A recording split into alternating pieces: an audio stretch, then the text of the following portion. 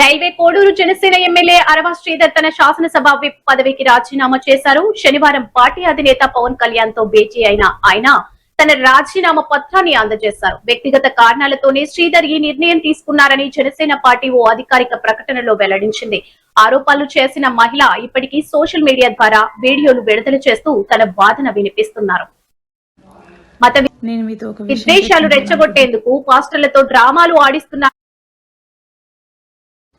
అందరికీ నమస్కారం. నేను మీతో ఒక విషయం చర్చించాలనుకుంటున్నాను. ఇది నా బెయిల్కి సంబంధించిన విషయాలేం కాదు, కానీ పవన్ కళ్యాణ్ గారు నాకంటూ వదిలేసిన ఒకే ఒక్క ఛాన్స్ అరవ శ్రీధర్ చేసిన తప్పుని బయట పెట్టడానికి. అదే త్రిసభ్య కమిటీ, జనసేన త్రిసభ్య కమిటీ ఆన్ అరవ శ్రీధర్.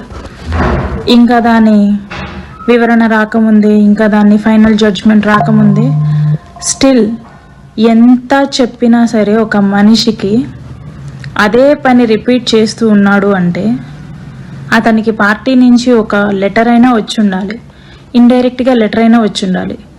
ఆ ఇండైరెక్ట్గా లెటర్ ఏమిటో మరి నాకు కూడా తెలియదు. అంత తప్పు లేనప్పుడు ఆ లెటర్ని బహిరంగంగానే బయట పెట్టొచ్చు జనసేన పార్టీ.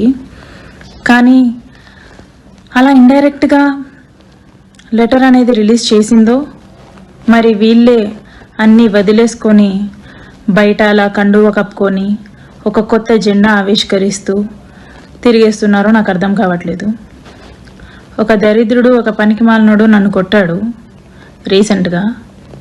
వాడేదో పెద్ద సాధించేశాను, ఇంకిది మాట్లాడదు, నేనేం చేసినా సరే ఇది అసలు మాట్లాడే పొజిషన్లో లేదు, భయపడిపోయింది, ఇంకా కోడూరులో తిరగదు అనేసి అనుకుంటున్నారేమో. ఈసారి కొట్టడానికి రండి, నేను నా నోట్తో కాదు చేతికే పని చెప్తాను ఖచ్చితంగా. పరువు పోతుందని అవసరంగా ఒక్క దెబ్బ పడినా సరే మీ మీద మీ పరువు పోతుంది, మీ పార్టీ పరువు పోతుంది. అలాంటి పరిస్థితులు తెచ్చుకోవద్దండి. లాస్ట్ టైం నీ ఏజ్కి గౌరవం ఇచ్చో, లేకపోతే నేను షాక్లో ఉండేవు, నేను నిన్ను కొట్టలేదేమో. కాకపోతే ఈసారి నా నోటికి కాదు నా చేతికే పని చెప్పడం జరుగుతుంది. అండ్ పార్టీ కండువా ఎందుకు వేసుకుంటున్నారో మరి నాకు తెలీదు. ప్రజలే దీన్ని గమనించాలి.